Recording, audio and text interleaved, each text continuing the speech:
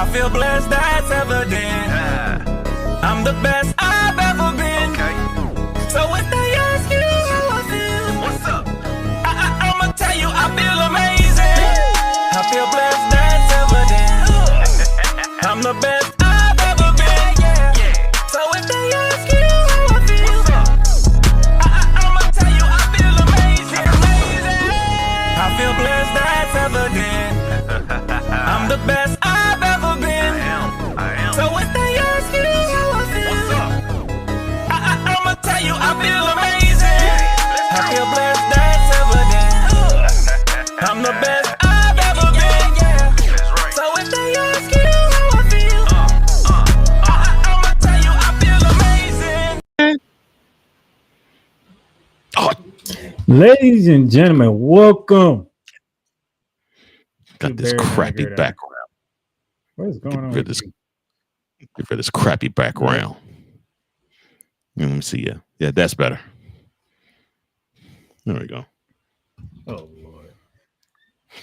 What the world? Does he even know anything about college football? Well, he claimed that he was going to be a tight end playing football. How? I have no idea. But he wants to market. Well, yeah, he's still too tall for a tight end. But yeah, but he wants to market. He wants to market Hensey to the little cheering, to the little niggers. That's his contribution. He's saying to the little cheering, "Drink this, you thirsty hoes." Welcome to Bear Down the Gridiron here today on October 29th as Coach Johnson is on the entirely wrong sport. Gulp it, niggers. Gulp it down. Can you get on subject, sir? I am. If you would have did that Monday, I would have been stuck, but it's Wednesday. Okay, fine. I'll get on subject. I can't even use the smiling jackass one anymore. Nope. Screw you, Billy Napier. Oh, here's one I can use. All right, here we go. Perfect. Jeez Louise. Hope y'all having a good Wednesday. Well, I'm having a better one now. If you see the title, I bet you're wondering, but Playmaker, it's still October, but guess what? When week 10 of the college football season starts, guess what month it will be? It ain't gonna be December. It will be November. Yeah, somebody's birth month. Since you brought it up, Mm-hmm. You ain't have to bring it up. I just said somebody's birth month. I didn't mention who. There's a lot of people birth month in November. Exactly. Still didn't have to bring it up.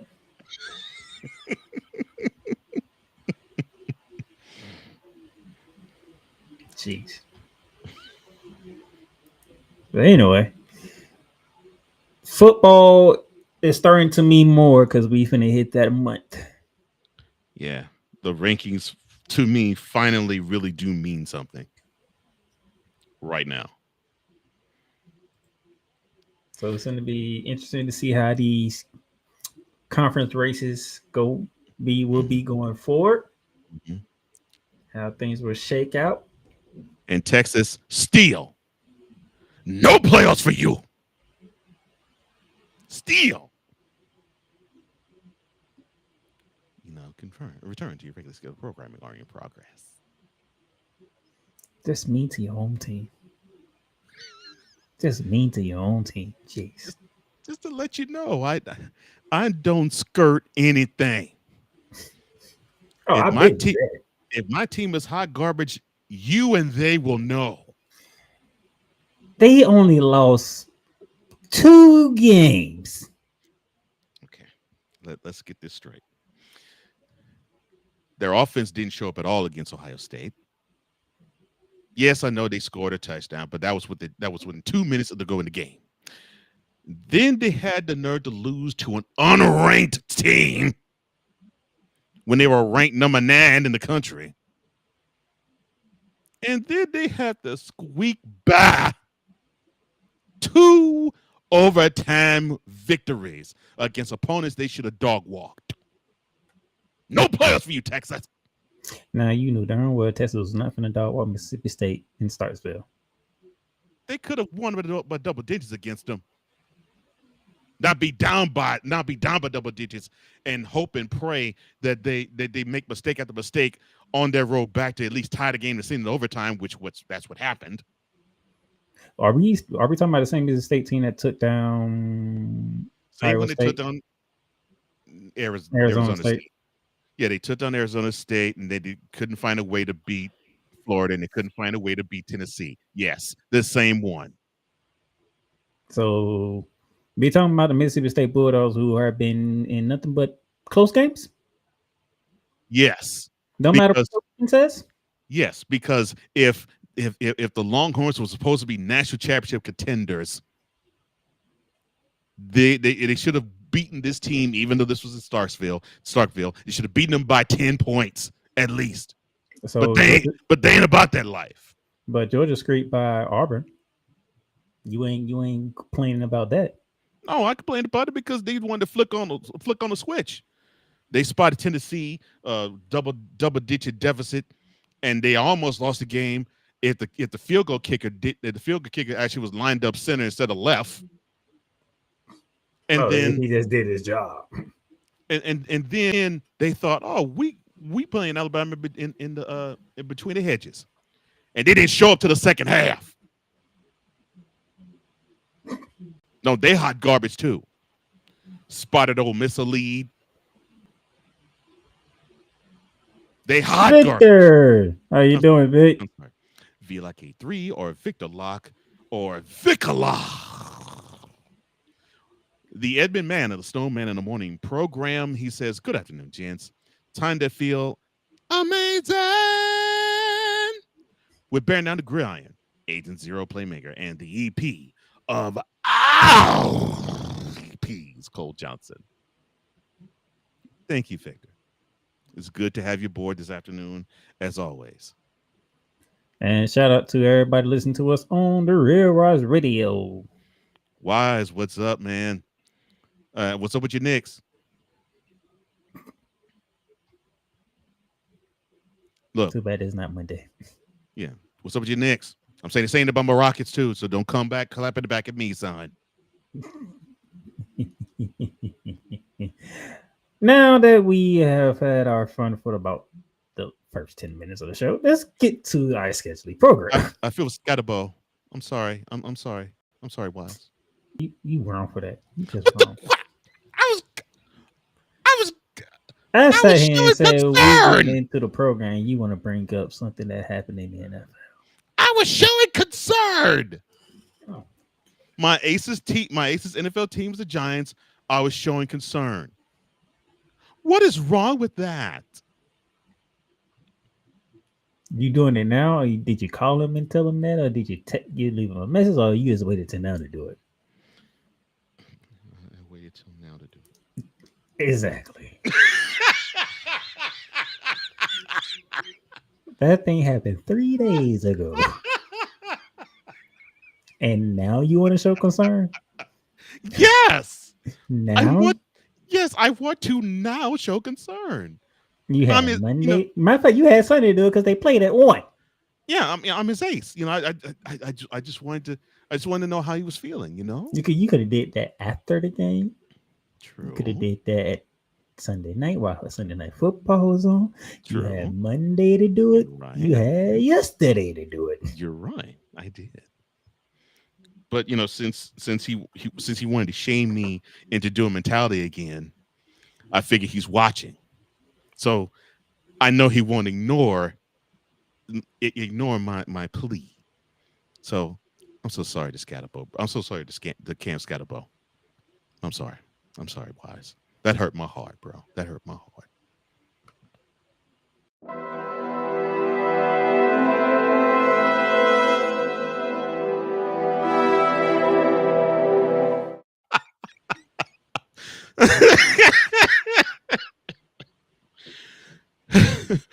What did I say? You just petty. That's what you is. I am not petty. You just petty. You want to do it on a live show. I am not petty. It's like, oh, I'm sorry about such and such. Man, we won't even talk about that sport. We won't even talk about that profession in this sport. We're talking about the sport, right? That's it. Yeah, no, we're talking about the sport. It's wrong league. Oh Lord!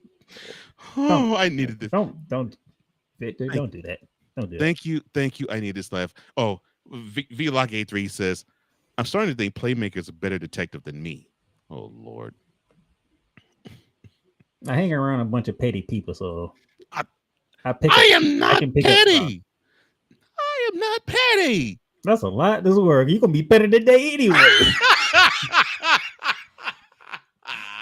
We didn't get to that subject for you to get petty. You talking you ain't petty. Oh my. No, today's the wrong day to say that because I know you finna be petty. I know for a fact you finna be petty. What was Small Man say? That's a lie. Oh, no, you say find a lie, but now you co-opted. That's a lie for me. Yeah. Oh, Lord. Go ahead, do you? Okay. Let me get the professionalism on. All right. So the NCAA looks like they have to be how can I say this, culpable with the Greenbacks. They have been ordered by lawsuit to pay $18 million in football concussions. Now, the Dateline comes from Orangeburg, South Carolina. The NCAA owes a former college football player and his wife $18 million, and this was decided by a South Carolina jury, while finding college sports major governing body the college sports major governing body negligent in failing to warn the player about the long-term effects of concussions. Following a civil trial that wrapped up late last week, Orangeburg County jurors awarded $10 million to 68-year-old Robert Gathers, who played at South Carolina State from 1977 to 1980. Shout out to the HBCUs. As a defensive end, his wife Deborah was also awarded $8 million, according to same said court document. A physician diagnosed Gathers with dementia several years ago. The Times and Democrat newspaper in Orangeburg reported that. Now he has trouble with day-to-day tasks, such as dressing himself and making meals, or at least helping to make meals. Other physicians who testified at the trial said Gathers displays symptoms of chronic traumatic encephalopathy, a degenerative brain disease found in former football players who receive repeated blows to their heads while playing. Of course, you all know the acronym of what I just said, the chronic traumatic encephalopathy, CTE. And that can be diagnosed only when someone posthumously exists.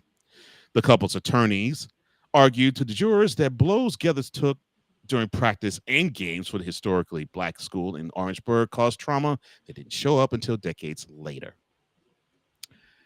Your thoughts on the NCAA having to pay out one Mr. Robert Gathers and his wife Deborah?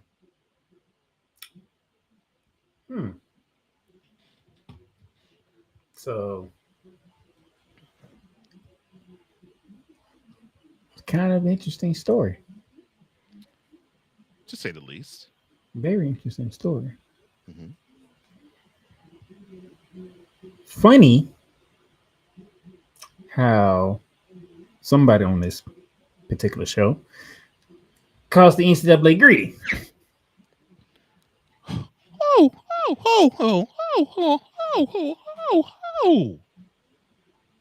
You'll find out. And I stand by. You're gonna find out a little bit later. And all I gotta say is, and I stand by. Funny. Continue, sir. Funny how the NFL had to deal with this, about 4 or 5 years ago? At least that long. And now it's made its way to the NCAA. It was going to have to make his way down. So hey, they won the case. Congratulations, you're 18 million richer.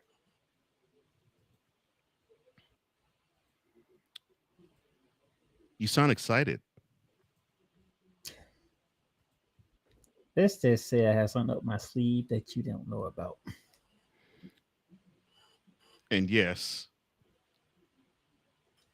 hear all of the sarcasm dripping from my tone when I say it.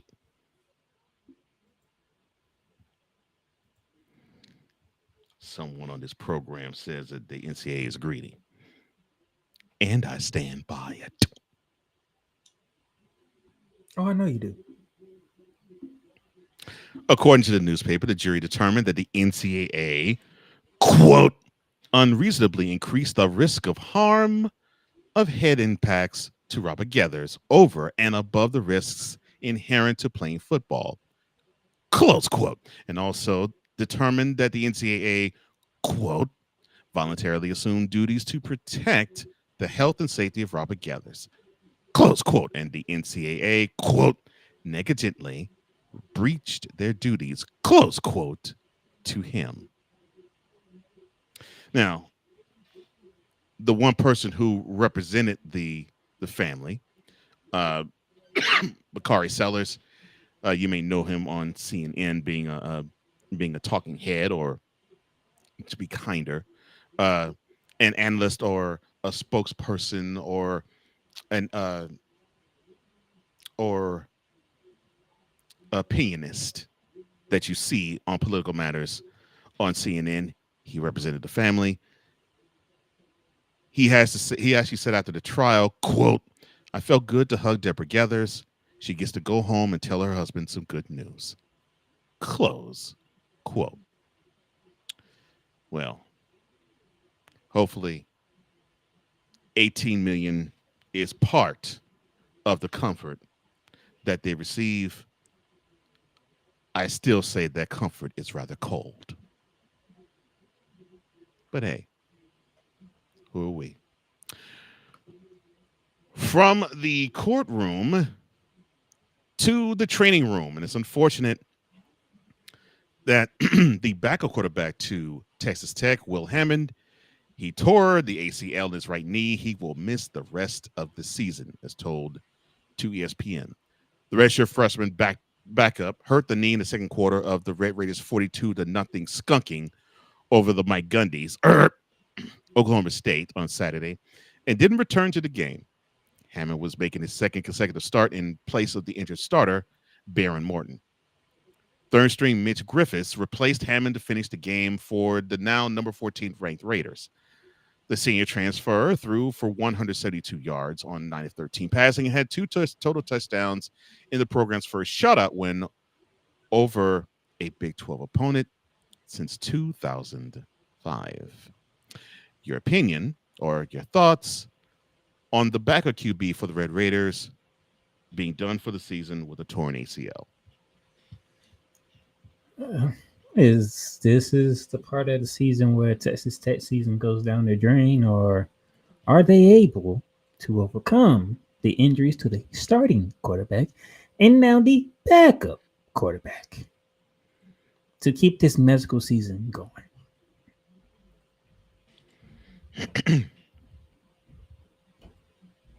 and another thing, Go ahead. is you forgot your defense at Lubbock when you went to Tempe.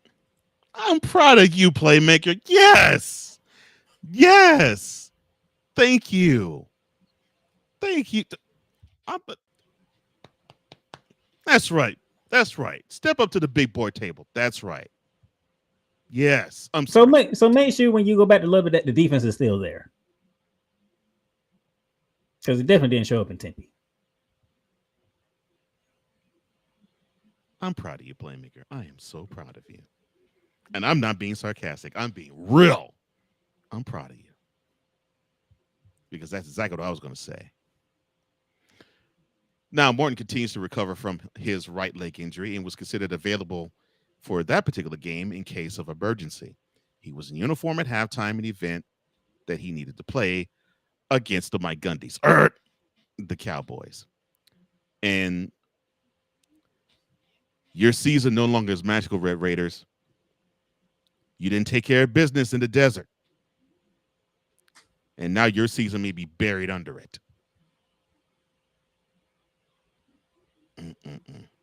Oh, speaking of seasons that might be buried under desert or sand, University of Texas.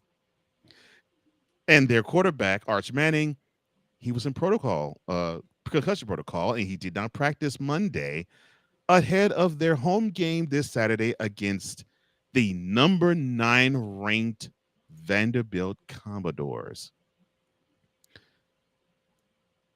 Yes, you heard me correct. Clean out your ears. Vanderbilt is ranked in the top 10 in football. And it's the best record they've had in 70 plus years. I'm sorry, this isn't about Vanderbilt. But yes, Coach Lush, Steve Sarkisian, he said that the team would get an update on Manning's injury later on in the week.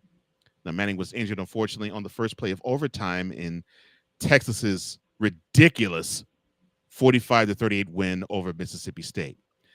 If he can't play against the Commodores, who were 71 overall and 3-1 in the SEC, Texas, who is 6-2 overall and also 3-1 in the SEC, would hand the offense to graduate transfer Matthew Caldwell, who has seen spot duty this season, looked really good in that overtime frame against Mississippi State, came off the bench to throw the winning touchdown against the Bulldogs, which was his only pass attempt in the game. Your thoughts on the possibility of the Longhorns possibly going down to Vandy in Austin due to Manning being on concussion protocol? I think I'd like to save my comments for a certain part of the show. Mm-hmm. Okay, well, since you're not going to say it, I will. But definitely I'll say it even bigger chest later. Manning has passed for almost 1,800 yards with 15 touchdowns. Now, he was a preseason favorite for the Heisman Trophy. Wah! Preseason. Again, I ask, wah! Now, Caldwell transferred from Troy, and he has taken the journeyman's route to Austin over his career. His first stop was at Jacksonville State before he transferred to Gardner-Webb and then Troy. He went 3-2 as a starter at Troy last season with 13 touchdown passes. All right, now. When we were talking about this 2 months ago, I now can say it to you. They will have 3 losses, and possibly before they get to Georgia, they ain't making no playoffs. Again, I'll save my comments for a second part of the show. And speaking of playoffs, the college football playoff, they now have chosen a site for the game to end the 2028 season. Tampa. That's right. Tampa will host the college football playoff national championship game at Raymond James Stadium. The date will be January 22nd of 2029. The CFP announced this today. Tampa will become the 4th city to host the CFP title game for a second time, joining Atlanta, New Orleans, and Miami. CFP Executive Director Rich Clark, he said in a news release, quote, "We are excited to bring the college football playoff national championship back to Tampa Bay in 2029. The city has established itself as an exceptional host for world-class sporting events, and its vibrant downtown, beautiful waterfront, and proven commitment to excellence in making it an ideal setting for college football's greatest night. We look forward to partnering with the Tampa Bay Sports Commission and local leaders to deliver a national championship experience worthy of college football's biggest stage." Close quote. The 2029 game will be the 15th national championship game in the CFP era, which went into effect following the 2024 college football season. Your thoughts on Tampa becoming the CFP host for the national championship game a second time. Depending on where we at with this program, we might be doing bearing down the gridiron for the next championship site.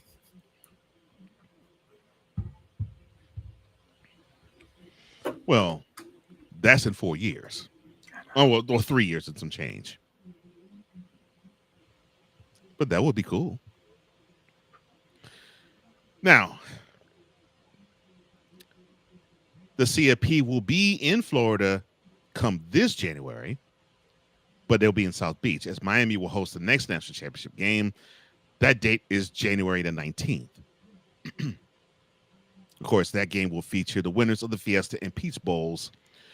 They will host the semifinals in the college football playoff extravaganza. Now, the 2027 site will be in Atlanta, and then in 2028 it will be in New Orleans. Ooh. So yes, make your sister smile, because sometime mid-January 2028. I'm sorry, yeah, sometime January 2028, she will have a college football playoff national championship at her backyard. Ooh. Those are 3 reasonable trips to make. Mm-hmm. You said, except for this year, Miami. Yeah. Too close to comfort. So, Mm-hmm. but you said Atlanta, New Orleans, and now Tampa. Mm-hmm. So basically, ladies and gentlemen, all the sites so far, at least that I just named, are all in the South. All of them. The South. All of them in the South. Well, going from where the title games are at to how much money is being paid out for coaches getting fired? $168 million in buyouts owed to fired FBS head football coaches. They don't care. They're making it rain like it's like they're in strip clubs. Former LSU coach Brian Kelly. Former. Don't worry, you'll get more of the Brian Kelly firing later on. Kelly would do such a thing. Kelly's $54 million buyout will bring the amount of money owed to FBS coaches fired this season to $167.7 million, according to publicly available data and reports. Kelly's buyout, which is being negotiated with LSU, is the highest of the 2025 season so far, topping the $49 million owed to Penn State's ex-coach James Franklin, who was fired on October 12th. Now, just give you the run of names of people who have been fired this year and how much they are owed. $21 million is for Billy Napier, fired from Florida on October 19th. $15 million is for Mike Gundy, fired from Oklahoma State on September 23rd. $9.8 million owed to Sam Pittman, who was fired from Arkansas on September 28th. $6 million is owed to Brent Pat, who was fired from Cole's favorite team in the early season, Virginia Tech, on September 14th. Virginia Tech. $5 million for Deshaun Foster, who was fired from UCLA on September 14th, and all of a sudden UCLA figure out how to win football games. Mm-hmm. But it's still getting skunked. $4 million is for Trent Bray, who was fired from Oregon State on October 12th. $2.4 million is for Trent Dever, who was fired from UBA on October 12th, and $1.5 for Jay Novell, not Mike Novell. That's a crime. Fired from Colorado State. Fired from Colorado State on October 19th. That's a crime. Mr. Johnson. Mm-hmm. $168 million in buyouts. Mm-hmm. Your thoughts, sir? What do you want me to say? I mean, I'll put it like this. This just goes to show how much money I don't even want to say programs, how much money these colleges make. If they're willing to say, you know what, we want to win now, and since you ain't winning now, we don't give a crap how much we still owe you. We will buy you out your contract. We don't care if it is in the 8 figures. We will buy your behind out.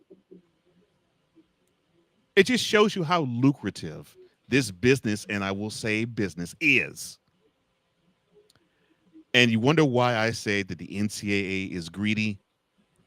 This is proof positive right here. You have buyouts in over 150 million that college programs nationwide are owing coaches that no longer are on their sideline. Can't say no longer on their payroll, but no longer on their sidelines. Well, you know what? I got to congratulate all of you, Bobby Bonias.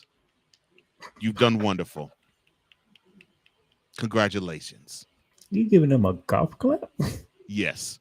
I'm golf capping Kelly and Franklin and all the and Gundy and all the other jokers. They are Bobby Bonilla in the game. Oh boy. And then my ace up the sleeve. The NCAA delays rule changing, allowing athletes to bet on sports. I knew it was a lie. Hold on. Oh no, I know you're gonna say it, but I just had to say I knew it was a lie. Go ahead, sir. The NCAA is delaying a rule change that will allow athletes and athletic department staff members to bet on professional sports. The Division I board voted Tuesday to push back the effective date of the sports betting legislation change, moving it from November 1st to November 22nd, one day after the close of a membership recent period.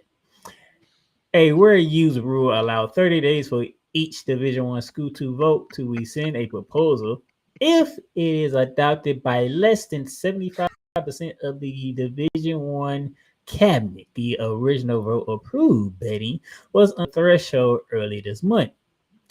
SEC Commissioner Greg Sankey sent a note to NCAA President Charlie Baker on Saturday, expressing concerns about the rule change.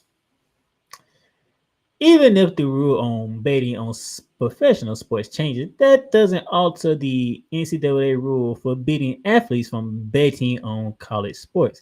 The NCAA also prohibits sharing information about college competitions with bettors. This comes less than a week after an NBA coach and player were arrested in a takedown of 2 spiraling gambling operations that authorities said leaked inside information about NBA athletes. Miami Heat guard Terry Rozier was accused of exploiting private information about players to win bets on NBA games. Despite the change, the NCAA emphasized it doesn't endorse betting on sports, particularly for student athletes. Now, you know what? I'm just going to stop right there because there's a button I need to push.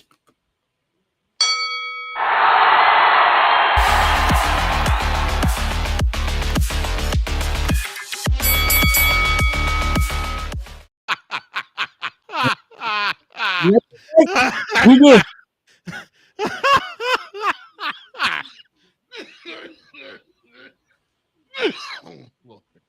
I knew you were full of crap. I knew you were full of crap in Indianapolis.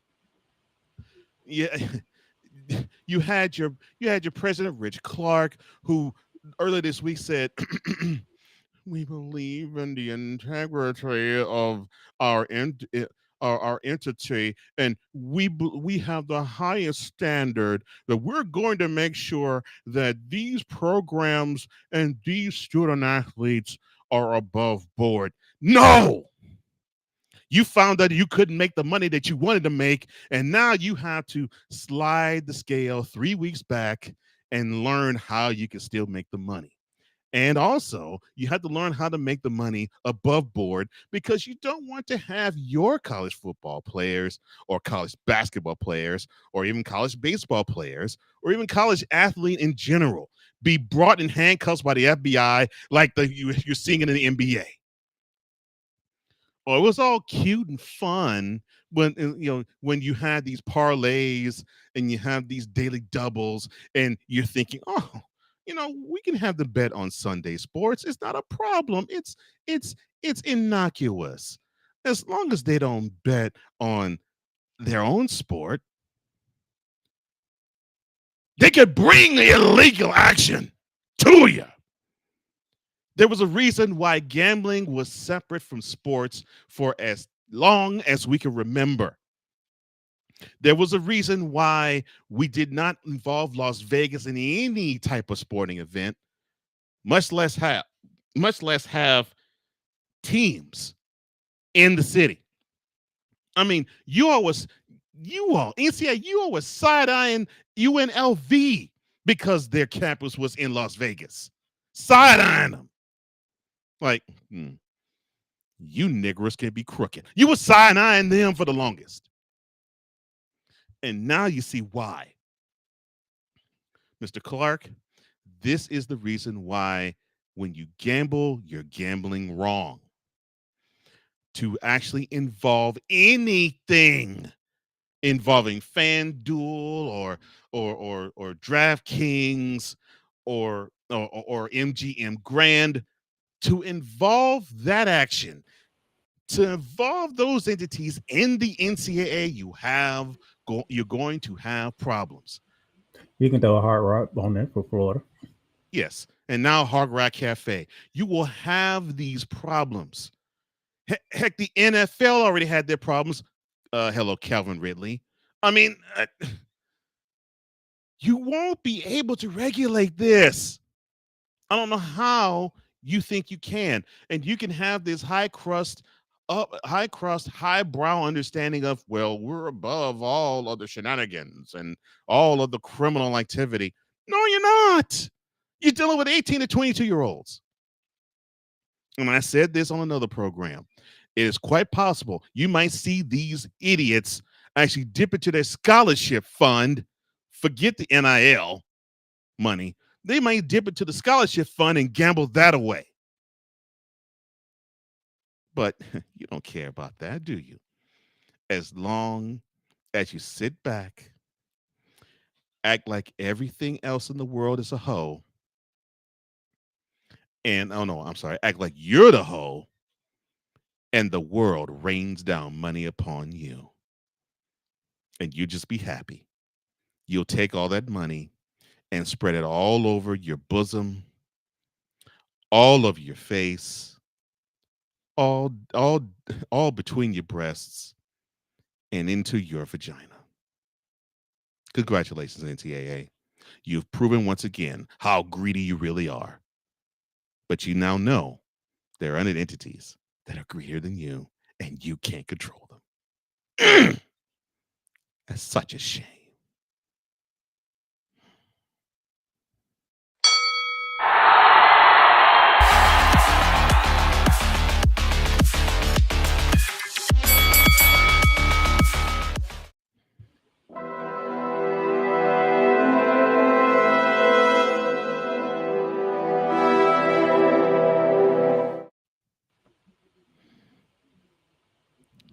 Thank you. Funny how somebody asked for that on a certain day and he didn't know he was getting it on today. Who was that somebody? Man, that would be you. That would be me. Okay. Because when you first did it on Monday, because you actually read the article that first came out Monday, it's like, darn, that should have been my segment. And it just so happened I came across, I said, oh, y'all did this today, huh? Yeah, I guess somebody's gonna have the fun that they wanted Monday. I was like, oh, so you realize you're not as upper crust as you are, and you realize that you can't really regulate the way you thought you could. I had a feeling you'd have a pleasure in that one.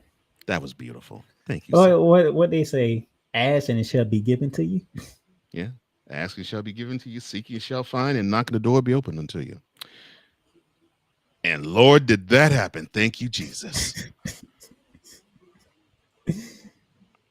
So, commercial break. And when we come back, the recap of week 9. And there'll be some praises given out. Yes, they will. Also, somebody going off on the coach who got fired. Go off? Who would do that? Find out when we get back. Join the transporter to Hades. Your butt and gut becomes one. Join the reformer of hooker whores. This is my daughter, Placenta Booty Johnson. Join the bronze god. Whenever you are in distress, take off your baseball cap and throw it in the air. Join your very own superhero of broadcasting, Chris Bass. So whatever color crayon they get, they palm it and do 2 circles, and that translates to, I can beat up black people. As she takes you through the week's paces in Baseline. Live every Saturday at 8 a.m. Eastern, 7 a.m. Central, Pacific time zone people, just stay asleep when this is on live and just catch the recording. Oh, I'm sorry. Exclusively on the Chris Bass YouTube channel.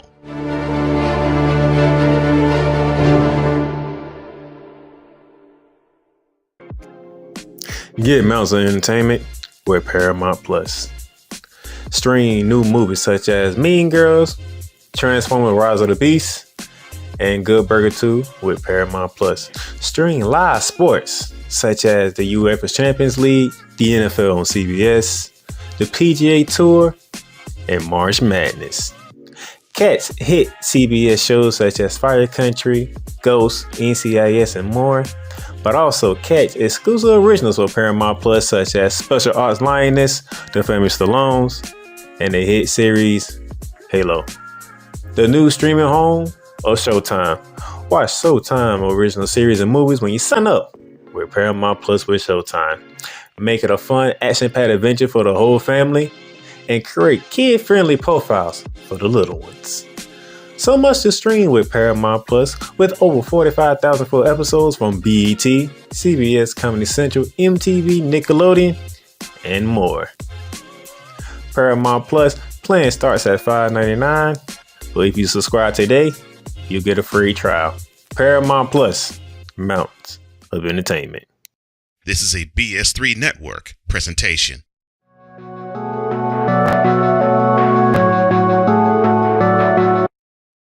I want to do a TED Talk, but I don't have anything to talk about yet. I'm getting there. Life is for the living. We're not here that long. You can learn anything you want to learn without any money spent. What do I really enjoy? What do I really want out of life?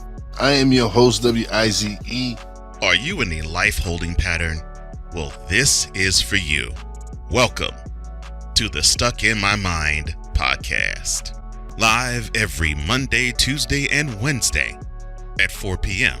Central.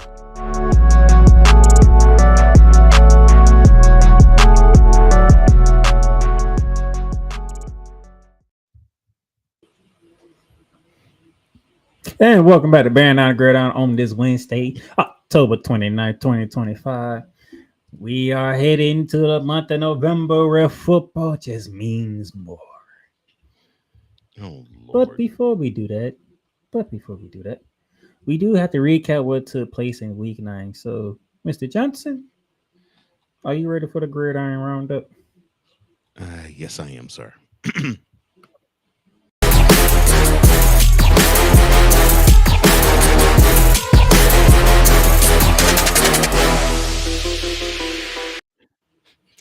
Yeah!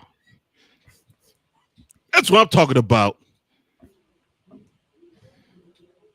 I did say I had some ace up my sleeve, didn't I? Yes, you did.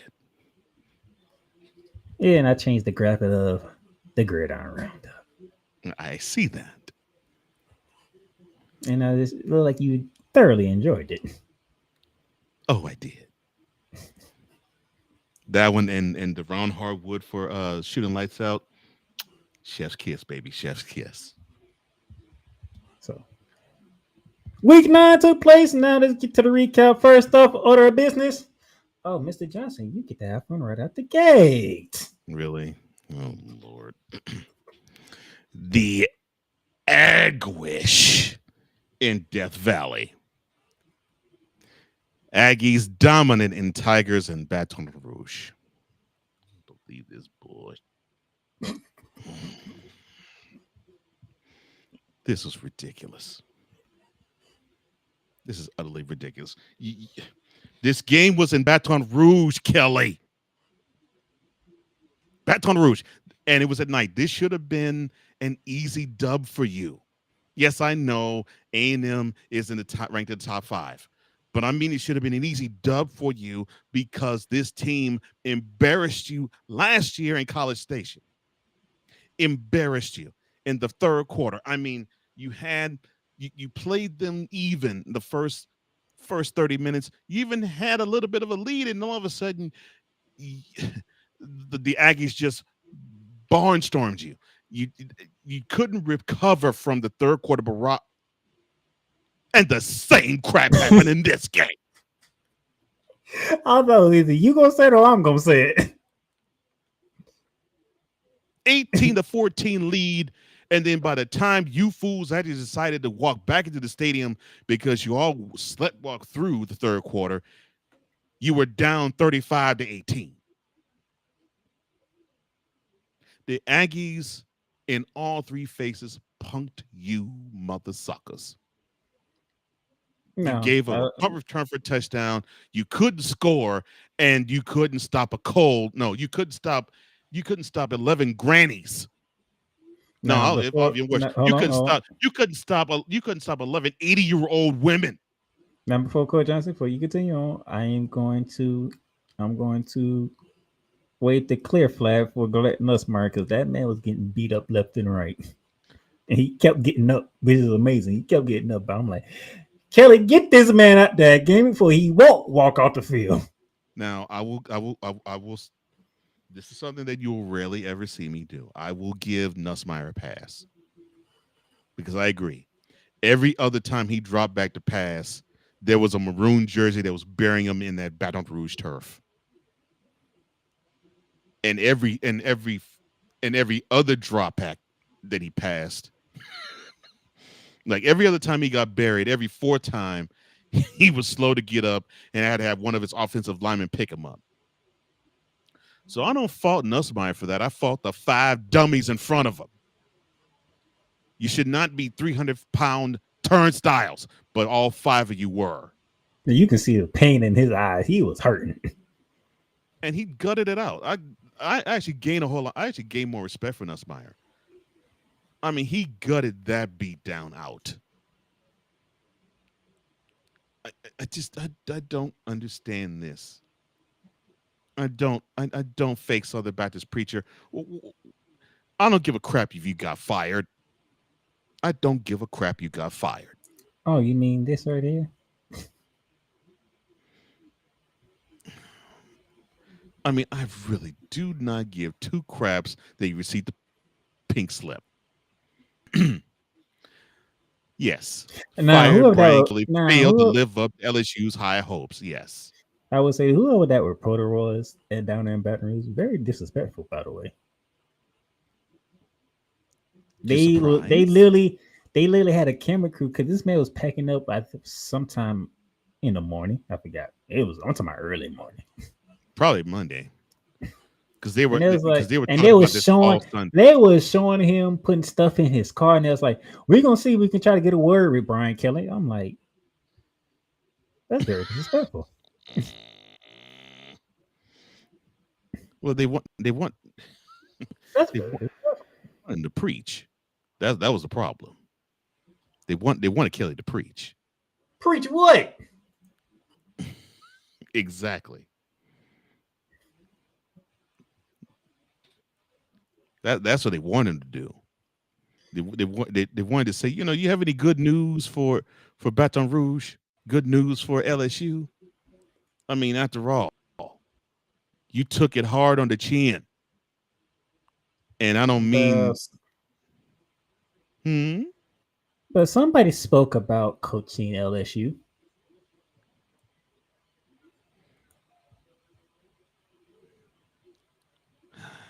one, Mr. Ed Orgeron, the last man who actually brought home a national championship to LSU. He actually said, I would love to return to the Bayou. I would love to see it. And I think, personally, I think the program would be better off for it if he were to return. I never had an issue with Orgeron. Somehow he knew how to speak to his young men, and I give him credit for assembling to me one of the best teams that I've ever witnessed in 2019. I can't think of too many teams that were better. I can think of many teams that were as good, but I can't think of too many teams that were better than that 2019 LSU squad.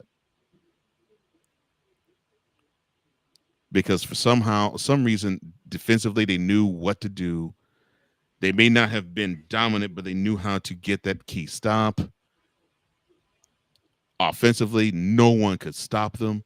They barely could slow them down. And Orgeron just called the right buttons that year. So I would love to see him return. So Coach Orgeron said, you want to open it up for me, sir? Quote. I love LSU. I still got my home in Baton Rouge. I love when I was coaching for Coach Miles, being the defensive line coach. I love the Tigers. And if I'm getting back into coaching, for sure, I would consider it. No doubt. Close quote. Well, I'm sure Ed would consider it. And he should. At least with him, he's real. We know he's real. And I love the fact that he is one of those figures that you root for. You love the way he speaks. You love what he says. You love how his team responds to him. He's good for college football. Has always been and will always be. And I want to see Ed Orgeron back in Baton Rouge. And I'm glad he wants to be back there. That makes me happy to hear that. It does. So, but he'll be the opposite of someone that we know. I can't think of his name. I'm having a hard time. I'm blanking on the name. But as Orgeron, he's real. He's real as real as gets. And I know we will enjoy him back in Baton Rouge, being the man that he is. But this fake Southern Baptist preacher that they fired, this guy, yes, this fake Southern Baptist preacher they fired, yes, he needs to go. He needs to go now. And surprised that they didn't do this at the end of last year. Yes, I know LSU made it to the playoffs, but I'm still surprised they didn't do it because there were times that he just disappointed. LSU didn't make the playoffs. Because they thought when they brought Kelly. LSU didn't make the playoffs. Oh, they didn't. I'm sorry, my bad. Well, they won the cup of it. And until they got to the swamp and got drowned. That's what I'm saying. They were on the cusp of it, and they would have these disappointments. They would have these disappointments. And it just so happened that he won his way into the LSU board's hearts. They came back. They said, sure, you come back in 2025. As long as you get us to the playoffs and as long as you get us possibly like a top 10 ranking. Now, 3 L's. They're not even in the top 25. And Mr. Kelly is gone. Bye-bye, faker. And now you can get your dumb behind and all of your fake Southern Baptist ways. And with that ridiculous accent that you came up with, and get on out of town because you know you ain't from the South. You know he ain't Baptist. And you know you ain't nothing. You ruin Notre Dame. You ruin LSU. You gonna ruin any other program you in. So enjoy retirement. Make it get rain on your club, and enjoy that money as you spend it on anything but being a college football head coach. Bye bye, faker.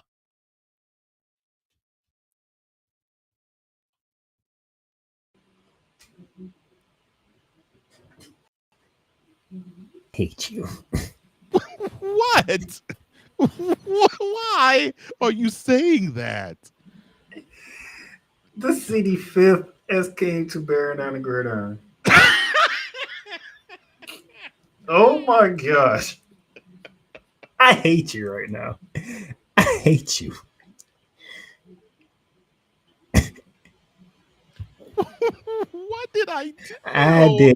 I need Pastor Reverend Bishop Aloysius Jenkins the third on my program. I didn't even bring him. I just channeled some other Baptist preacher, but yes, it was a derivative of him. But yeah, he said, "I hate you." Yeah, I hate you. Oh my God. Well, he had to know how a Southern Baptist preacher is supposed to sound like.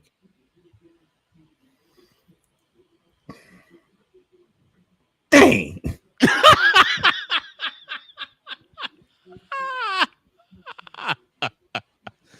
Bye bye, faker. Next. All right, let's get to some good stuff. Good stuff? What was that? Get to some good stuff. Okay, fine. Welcome to Meaningful Football. Surprising teams play in November. It ain't LSU. Thank you, Brian Kelly. Even if it was, then it wouldn't be surprising because they always playing meaningful games in November. That's true. But you see here, ladies and gentlemen, you have, let me see, 3 ACC teams, 2 Big 12 teams, and 1 SEC team. One SEC team. Mm-hmm. Why am I giving the praise? Because guess what? Look at these records. Vanderbilt, 7-1 overall, 3-1 in conference play. Georgia Tech, 8-0, undefeated, and 5-0 in conference play. Virginia, 7-1, 4-0 in the ACC. Houston, as you can see, Coach Johnson, I pay attention. I'm giving love to your Cougars. Well, I mean, the only L they took was at home against Texas Tech. They've actually shown up and played at every other game. So, yeah, credit to them. 7-1 overall, 4-1 in the Big 12. Pittsburgh.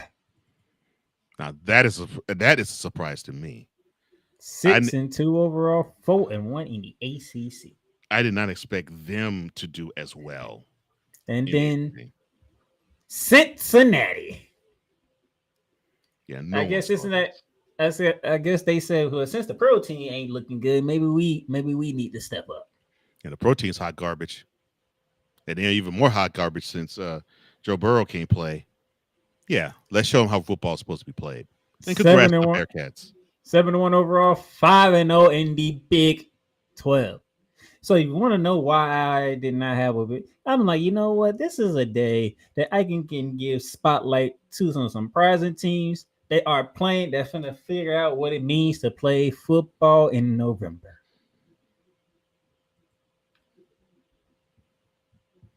Which one is the biggest surprise to you so far?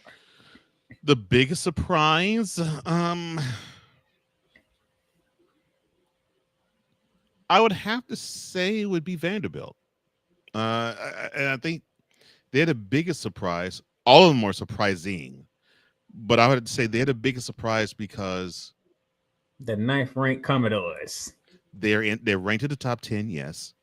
They have played really good games. The only L they took, it basically was they played 2 back quarters against a really good team. You know, so and if they didn't play 2 back quarters against Alabama and Tuscaloosa, we actually might be talking about an 8-0 team and undefeated in the SEC. To be 3-1 for this program to be 3-1, and we're going to be in the first day of November. That is saying a lot. That is saying a lot. And I would dare say, in my estimation, not only are they 7-1, but in the game the game they're going to be playing in Austin, they would be favorites, I would believe. And who would say that about a Texas Vanderbilt matchup in Austin if we did this in August? Nobody. Not even people who are alums of Vanderbilt would have said we picked them over Texas. But that is how good of a season they've had. Now, I will go on and say this. No one had Georgia Tech undefeated going into November. That is a definite surprise. St. Virginia, no one thought that they'd be 7-1 either. And the Bearcats, that's pretty good. They actually have a good shot of winning the Big 12. And that's saying something with BYU and Texas Tech having really good seasons. And then you have U of H, who they are quietly positioning themselves to a good bowl matchup. They have an outside shot of being in the playoffs. But I'm thinking they're putting themselves in position to play like in the Pop-Tarts Bowl. Like in the Charmin Bowl. Like in the Tampax Bowl. Doing well, playing themselves in the iHeart Bowl. You just couldn't help yourself, could you? Yeah, no. No. You just couldn't help yourself. Yeah, playing the Hymns Bowl. Doing well, played the Victoria's Secret Bowl. Oh my gosh. Can you stop? What am I doing? Because anytime you bring up bowl, you just go on a rant. Like, can you not do that? I'm just telling the truth. I'm telling the truth. You just start ripping off bold names that don't even exist. What? I'm just telling the truth. I don't understand this. I don't. What truth is you telling? There's no Victoria's Secret Bowl. There's no Charmin Bowl. So what truth is you telling?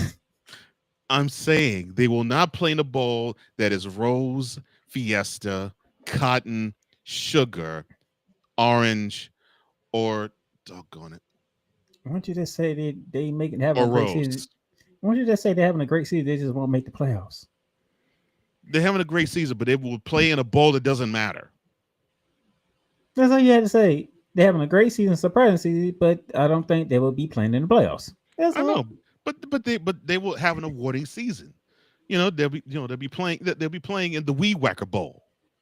There you go again with it. They'll be playing in the Pinstripe Bowl, and that does exist. They will not be playing in that. That would be very disrespectful for the type of season they're having. That would be very disrespectful. It would be, but I mean, that's what they've earned. They've earned a bowl that we really don't give two craps about unless it's one of the Big Six. You can't even say one of the Big Six no more. You just say playoffs because they all playoff bowl games now. Okay. If it's not a college football playoff game, it doesn't matter where they play. It doesn't. We can see them in the Music City Bowl. That does exist, and that would still be disrespectful. Yes, it would. They could be playing in the Sun Bowl. They could be playing in the Holiday Bowl. The point is Alamo Bowl. The point is they'll be playing in bowls that really don't matter, except, it's cool to actually have a diversion from the crap of dealing with people in your own family during the holiday season. We can entertain ourselves and watch these two teams who are supposed to play for pride and entertaining me for 4 hours playing for a trophy that really it doesn't matter.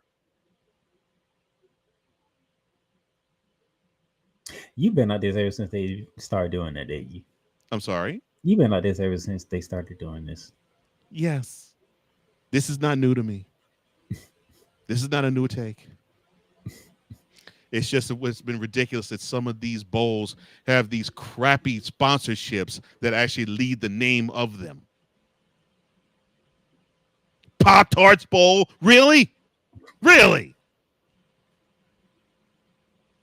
And that's supposed to be the best of the teams that don't make it to the playoffs. Pop-Tarts Bowl. Yeah. I had me a Pop-Tart at work today. Oh no, I love Pop-Tarts. I'm just really?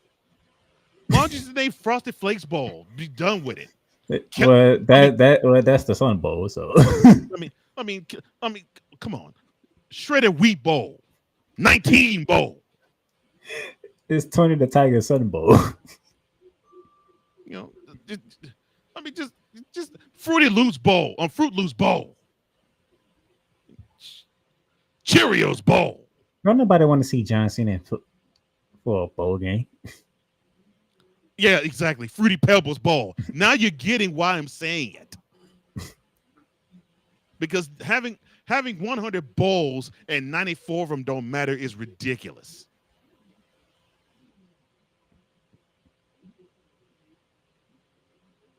So you just want all the teams that don't make the playoffs to go home with their tails between their legs for the winter. Yeah. NCAA can rain on the clubs for them. Like, oh, you had a wonderful season. You suck because you're not one of the final 12. Yes. Wait.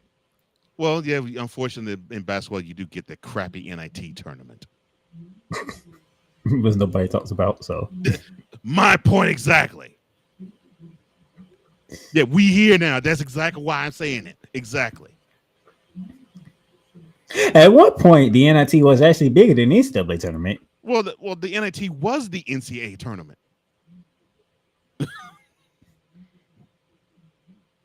Until they said, well, the NIT is not making enough money. I think we need to create our own tournament. Yeah. A smart move, by the way. Mm-hmm. Very smart move. Mm-hmm. Now, wherever you want to bring the tournament back to Jacksonville, just let me know so I can go to some games. I mean, yeah. I mean, it's the second biggest revenue driver of all the NCAA for athletics. But these 6 teams, I'm giving them praises for having an incredible season, and now they're going to the month of November where they get to play meaningful games. And in Georgia, they actually could be in line for the playoffs. Same with Vanderbilt, possibly same with Cincinnati. Possibly same with Virginia. At least I would say they have a shot at being in their conference championship games. And that's step 1. Yeah. Georgia Tech has a shot to be in the playoffs altogether. So let's see how y'all handle the pressure of November. Because now the games actually mean something. Everybody's paying attention to you.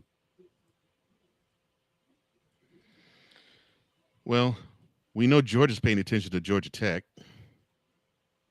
Whew. And that game in Atlanta may be for much bigger than just bragging rights for Atlanta. Oh, it's already set up that way. Because guess what the games are being played in? Oh, the Mercedes-Benz Stadium? So they're not getting played on Georgia Tech's campus. That's interesting. Okay. They going to the stadium. Well, I mean, for Georgia Tech, that's only maybe 2-3 miles down the street. Yeah, pretty much.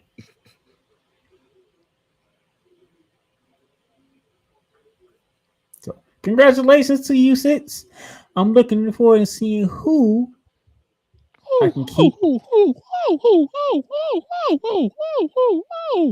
I can keep praising in the Gridiron Roundup, or who will be falling out. Well, we know it ain't gonna be you, Brian Kelly. Bye, faker. And that brings us to the game of the week last week. Quote, here comes the boom. Here comes the boom. Close quote. Rebels outlast OU in Norman. And yes, I did that for you personally. I know.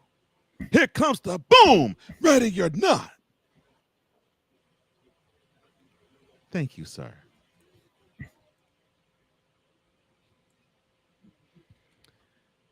Ole Miss traveled down to Norman to face off against Oklahoma. And both teams were looking to brush off some hardcore L's. Yes, I know that Oklahoma, they bounced back. They beat South Carolina after their Red River rivalry L to Texas. But they were still stinging from that L. Ole Miss had a fresher L between the edges. And now they met in Norman. And quite frankly, Ole Miss controlled the game from start to finish. 34-26 was the final score. All I could say is that whatever Oklahoma tried to do, Ole Miss had an answer for it. I mean, that's the best way I could put it. Oklahoma tried to do what they were trying to do. They wanted to wear down Ole Miss. They basically wanted to follow the same blueprint that Georgia did. Wear them down, and overtake on the fourth quarter. And even though they had a 26-25 lead heading into the fourth quarter, they did not have the energy to sustain it. And credit to Lane Kiffin. He is actually focused. He's actually focused. I'm proud of him because he could have gotten to that fourth quarter. He could have said, okay, well, yeah, we put forth a good showing.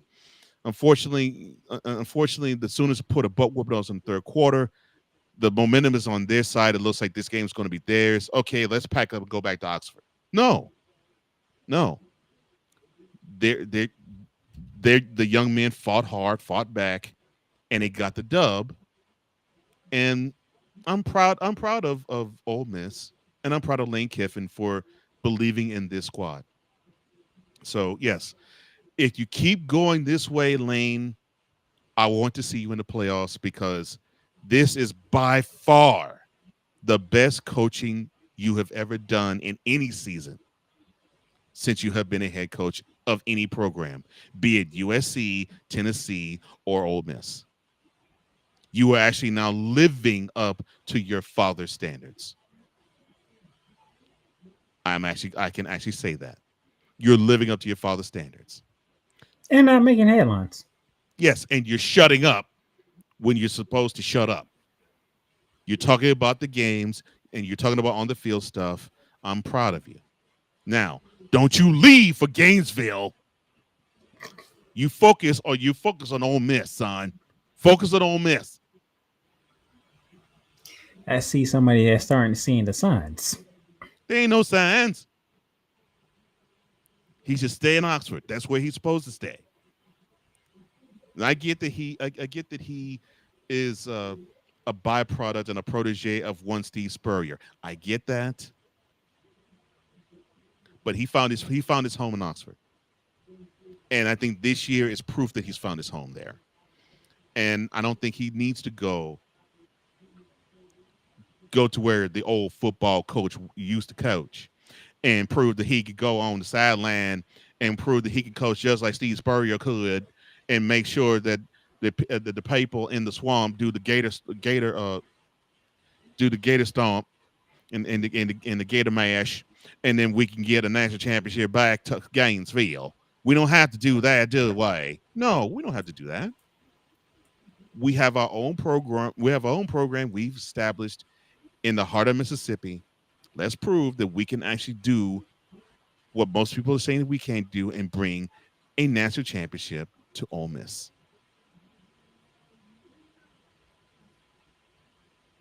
Meanwhile, Florida should look for its own head coach.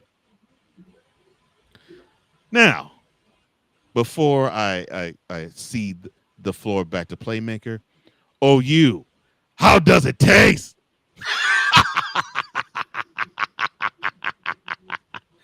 It is at current time, 5:32 p.m. Eastern Daylight Time, October 29, 2005, and you still suck. Take that L.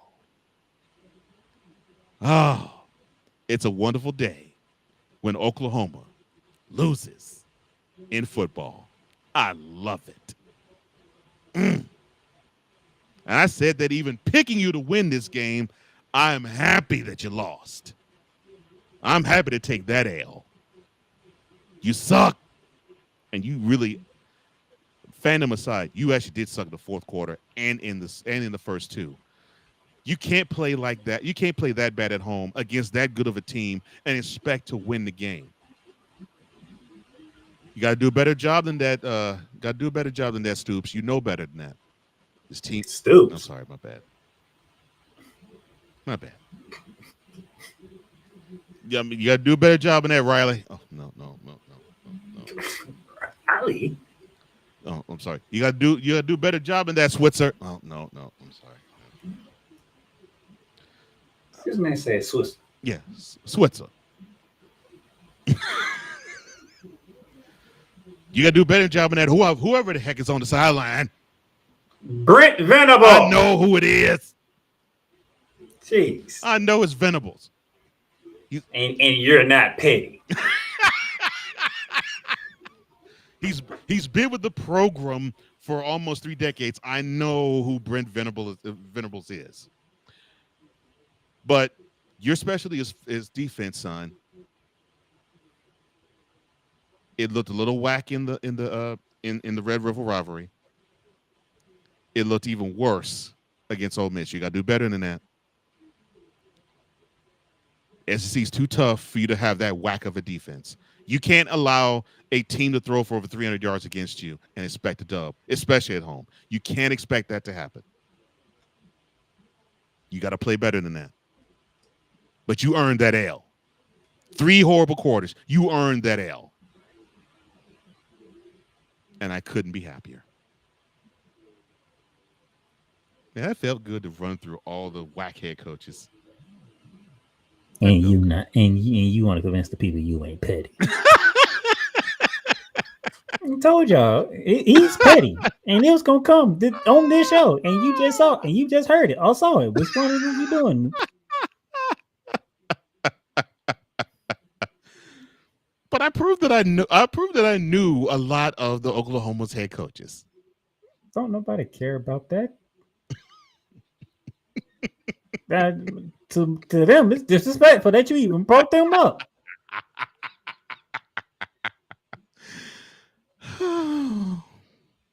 That felt good. I give you this though. At least you found a running game for once. Well, they did find their running game. The thing is, they was relying on Mateer to be their running game. They finally found it in somebody else.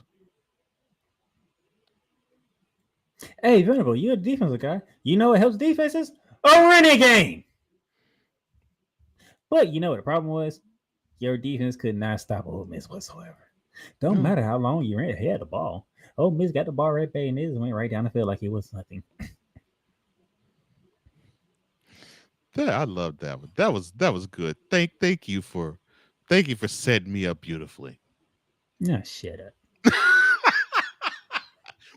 Why are you being petty to me now? Why? Because one, you try to lie to the American people, and I'm saying like that man is definitely petty, okay? And I'm gonna prove it because I know what's on tap. The pettiness is gonna come. The pettiness is gonna come.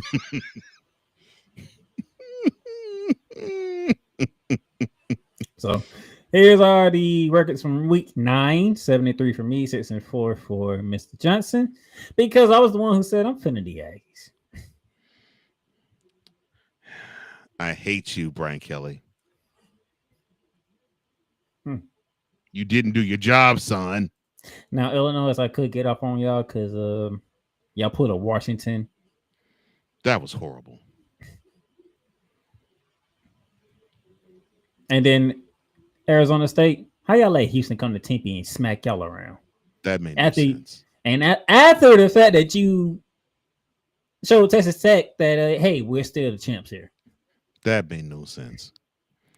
They played that good of a game against Texas Tech, and then they laid that big of an egg at home to Houston.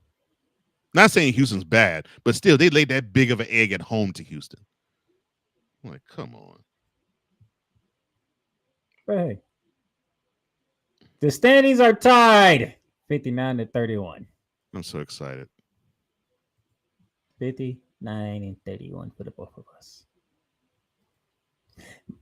If you think about it, we'll be almost 30 games above 500. Mm-hmm. You should be happy about that. You're seeing the picks. You're seeing it. You're seeing it. I am happy. Can you see the smile on my face?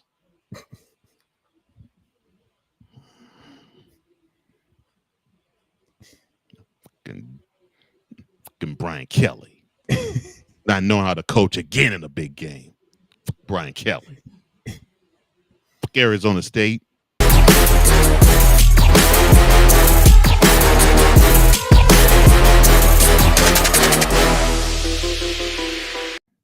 Illinois. Commercial break, and when we come back, we're going touring. But you still suck. Hey, Eagles fan. Join my man Cool McCain and a host of others as they break down every single game, every single week in an objective manner, and also from a fan's perspective as well.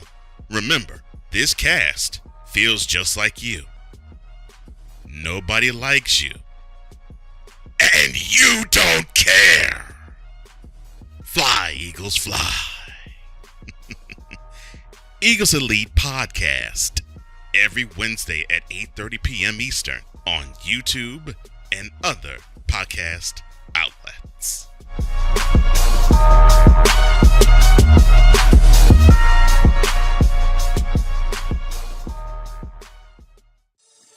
Shop hats and official sports gear at Lids. Lids is the leader and #1 destination for hats, gears, and everything that moves you, making it the perfect shop for fans to find official sports hats, merchandise, and gear. Represent your team, your town, and your style with a snapback adjustable fitted hat or beanie from thousands of college and pro teams. Browse the very latest sports jerseys and t-shirts from the best teams out there. Lids has officially licensed professional and college sport team apparel and hats featuring the hottest brands and trends. Shop online or visit one of the 100 stores across the country. Locker Rooms by Lids. Rams fans all around the world. It's a beautiful thing to be a Rams fan right now. Stafford's back. We're going to see about Cup. And running back Kerryon Williams to return. Lend me your ears, or should I say lend Playmaker your ears, as he breaks down week by week everything in the Los Angeles Rams canon. Number 99, Aaron Donald. Can't wait for 2029 to come to know that you are going in the Hall of Fame, and it should be first ballot, no questions asked. Join the Playmaker as he breaks down everything Los Angeles Rams style in Ramily Talk on the Playmakers Blog Network YouTube channel and where you can find podcasts.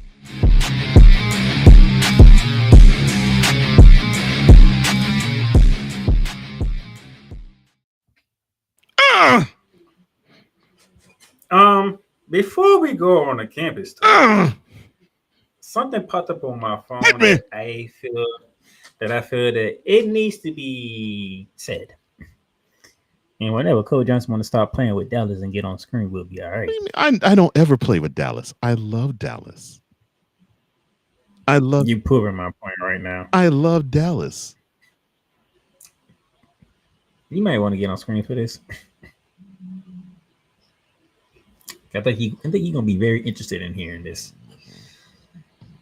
Louisiana Governor Jeb Landry told reporters Wednesday that the LSU athletic director Scott Woodward won't be involved in selecting the Tigers' next football coach, saying he'll let President Donald Trump do it before Woodward. Oh my gosh. The Tigers firing Brian Kelly on Sunday, a day after his team lost 49-25 to Texas A&M at home to drop to 5-3. This is where Landry said, "Quote, no, I can tell you right now, Scott Woodward is not selecting our next coach." Close quote.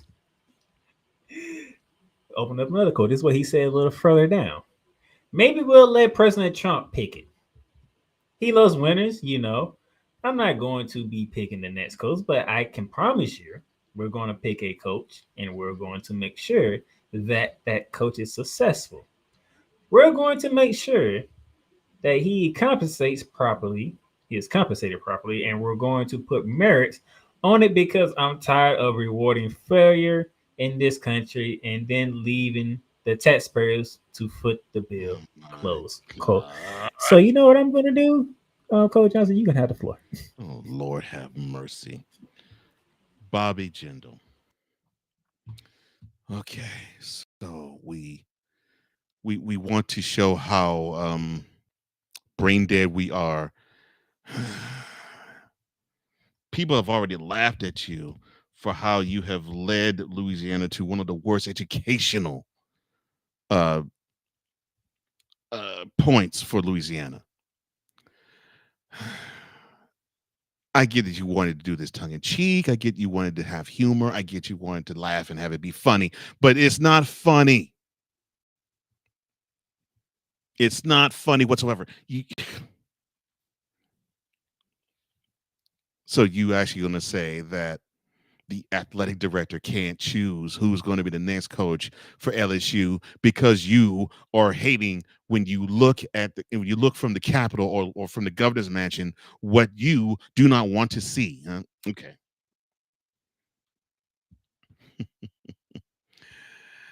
This reeks of when 2 years ago, when the Florida's governor, who still is the Florida's governor, Ron DeSantis, wanted to sue the NCAA for not putting Florida State in the Final Four.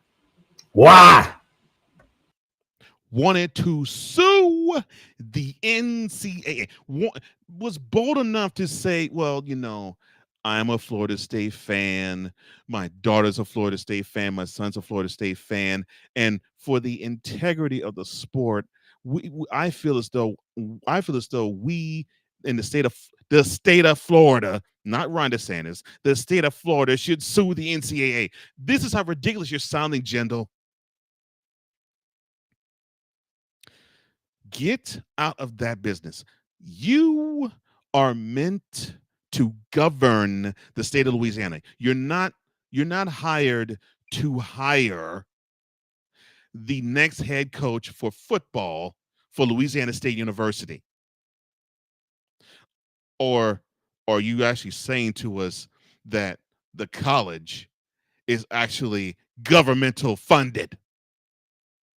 Because if you are sure, then you probably should hire the next one.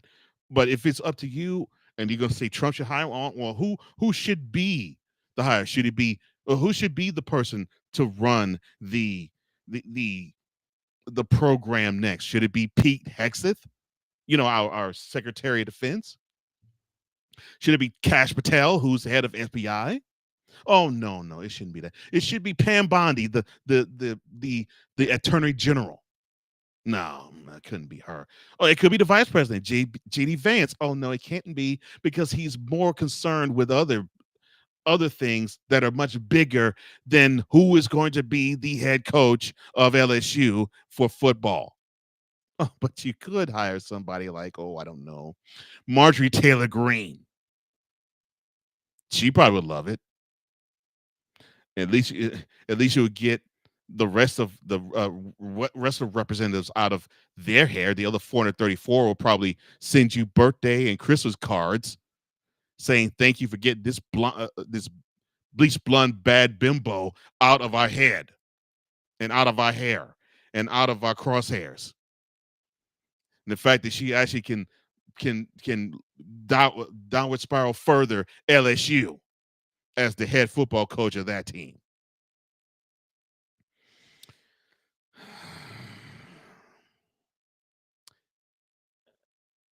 concern yourself with making Louisiana better than it is. Concern yourself with not making it a hotbed for racism. Concern yourself with not making it a hotbed for poor people. And start concerning yourself with when you have disasters that happen. Unfortunately, either New Orleans or Lake Charles has to swim for days at a time, if not weeks at a time, in water. Concern yourself with those matters, and not if a football team is 5-3 in your back door. But hey, as Dennis Miller used to say, it's my opinion. I could be wrong. But in this case, since it's the governor of Louisiana, I know I'm not. Let them do that job, son. Bring me this crap. Hey, it was on. I looked at my notification and I saw it there, and I'm like, oh.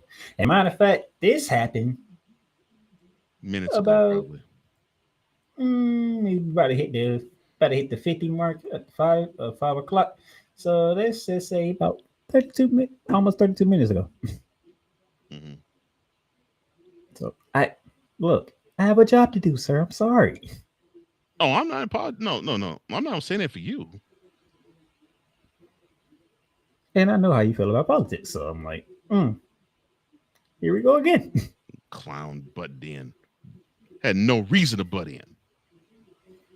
But now, let's go on our favorite store. About the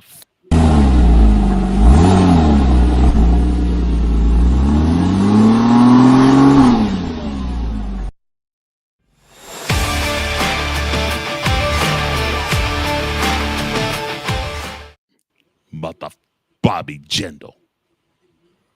As we begin the Bear Down campus tour, we begin in the city that Coach Johnson loves so much, Dallas. Because we are going to Dallas, Texas, as the SNU Mustangs play host to the Miami Hurricanes. And the Hurricanes are currently behind the Mustangs in the conference standings because they are 2-1 in conference play, and the Mustangs are 3-1 in conference play. Nevertheless, we are rolling with the 10th ranked Hurricanes. Yes, we are. And this has nothing to do with any Dallas hate that I have. Even with Carson Beck throwing 4 picks the last game that he played, the Hurricanes are a better team than SMU. They just are. They just are. Even with this game being played in Dallas, Miami's a better team. From Dallas, Texas, let's head to Ames, Iowa. 12 p.m. TNT. This is part of the deal with ESPN and Turner Sports. The reason why Inside the NBA is on ESPN. TNT gets to host college football games, and they'll be hosting a couple of playoff games as well. Mm-hmm. They'll get basketball games as well. So that's the deal that was made. Arizona State, Iowa State. Oh, the rematch of the Big 12 championship from last year. As they are sitting here, Iowa State 2-3 in the Big 12. Arizona State 3-2 in the Big 12. This is a huge game for both sides. The loser can most likely cancel himself as done when it comes to the Big 12 race. Mm-hmm. Yeah. Yeah. Arizona State pissed me off. They should have handled Houston. Not saying they should have dog walked them. They should have handled Houston. And that was a bad effort from them. Okay, I can't see them traveling to Ames and getting a dub. Ames is one of them places where it is hard to win it. Mm-hmm. Going there is just hard to win it. So I'm going to roll with the home field advantage that the Cyclones have over Arizona State. From Ames, Iowa, to College Park, Maryland. Big Ten matchup, 3:30. CBS as the second-ranked Hoosiers of Indiana take the trip to Maryland to take on the Maryland Terrapins. Maryland has struggled in conference play. They only 1-3. Nevertheless, if I speak for my co-host here, there's no way in the world that y'all going to beat Indiana. I just don't see it. No. Maryland, they scratch, they claw. Indiana right now this year, they're on another level.